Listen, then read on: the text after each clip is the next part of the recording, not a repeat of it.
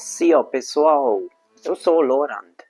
Nascido na Transilvânia, filho de família húngara, vivi muitos anos na Alemanha e hoje moro no Brasil.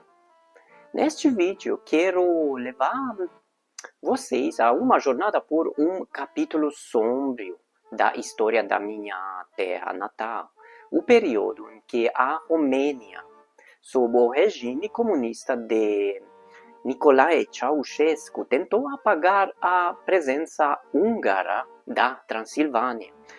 Essa é uma história de dor, mas também de resistência e resiliência. O comunismo romeno não foi apenas uma ditadura política, ele também foi um regime que tentou moldar a identidade cultural de milhões de pessoas. Ceausescu acreditava que para consolidar o poder precisava construir uma Romênia homogênea, sem espaço para minorias étnicas. E os húngaros que viviam há séculos na Transilvânia foram vistos como obstáculo. O regime começou com campanhas de romanização cultural. Em 1976, por exemplo, lançou o famoso Hymn to Romênia, para a Romênia, exaltando apenas a história romena e apagando deliberadamente figuras húngaras ou alemãs que haviam contribuído para a região. Nomes de cidades e regiões foram alterados, deixando para trás suas formas húngaras ou alemãs.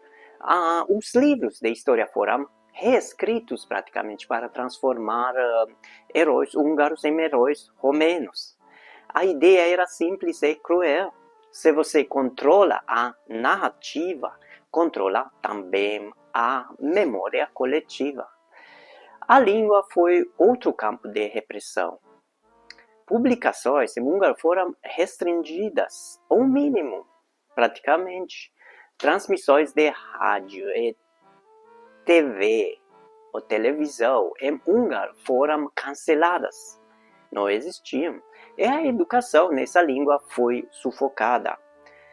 Em 1959, a famosa Universidade Bolyai em Cluj ou Kolozsvár foi fundida à força com a Universidade Babes, acabando com o ensino superior em húngaro. A dor foi tão grande que alguns professores se suicidaram em protesto.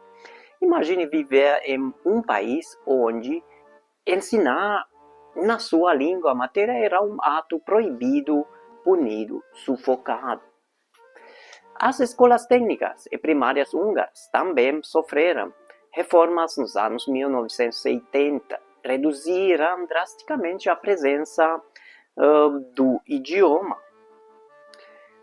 chegando a apenas 1% ou 5% das aulas técnicas em húngaro.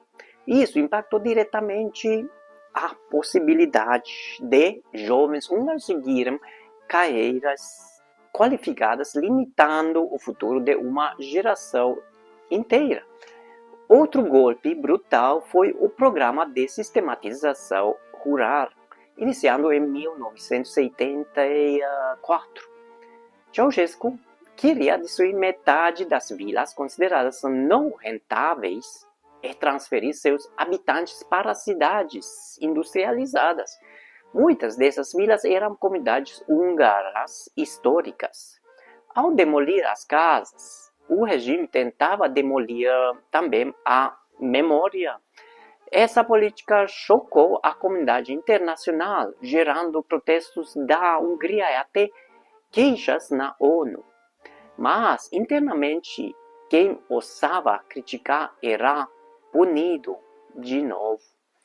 E não parava por aí. Bibliotecas com acervos em húngaro foram fechadas, teatros e veículos culturais foram eliminados. Praticamente, antenas de televisão que captavam canais húngaros foram arrancadas dos telhados, como aconteceu em, por exemplo, Zalão, ou cidade.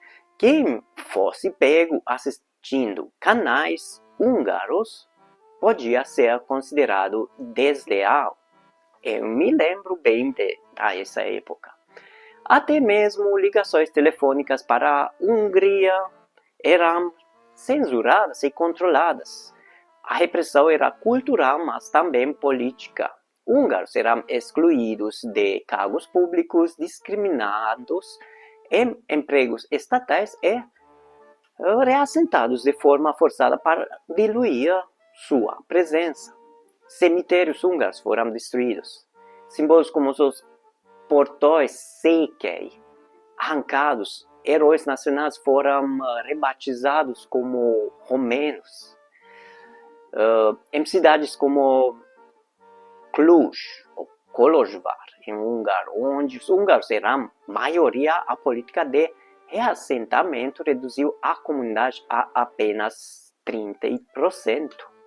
Mas mesmo em meio a tanta repressão, houve resistência. A figura mais conhecida é o pastor László Tőkés, que criticou abertamente o programa de sistematização e denunciou a falta de respeito aos direitos humanos. Quando o regime tentou expulsá-lo, protestos explodiram em Timișoara, ou Temesvar, e foram esses protestos que ajudaram a desencadear a Revolução de 1989. Uma revolução que derrubou Ceausescu e abriu um novo capítulo para a Romênia. Ainda assim, a liberdade não veio imediatamente. Muitos húngaros continuaram marginalizados, outros fugiram para a Hungria. Mas a queda do regime trouxe de volta algo essencial: a possibilidade de falar, cantar, estudar e celebrar em húngaro sem medo. Essa história me toca profundamente, não? Porque mostra como a identidade pode sobreviver até mesmo sob um regime que tenta destruí-la. O trauma foi enorme, mas a resiliência foi maior. Os húngaros da Transilvânia provaram que a língua é resistência, que a cultura é memória e que a comunidade é força. É por isso que eu insisto tanto em dizer: aprender húngaro não é só aprender o idioma, é também manter viva uma herança que tentaram praticamente apagar várias vezes. É com esse espírito que criei o curso Húngaro do Zero, para dar às pessoas a chance de começar do básico.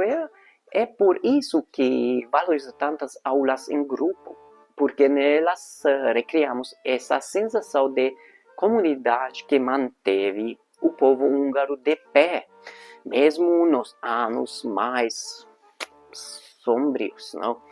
E agora eu quero ouvir você. Se tivesse que viver em um país onde falar sua língua fosse proibido, você arriscaria falar em segredo ou tentaria se adaptar? Comenta aqui embaixo, porque essa reflexão é importante. Durante o regime de Ceausescu, o objetivo era apagar identidades, mas no fim o que surgiu foi justamente o oposto, uma reafirmação da cultura húngara.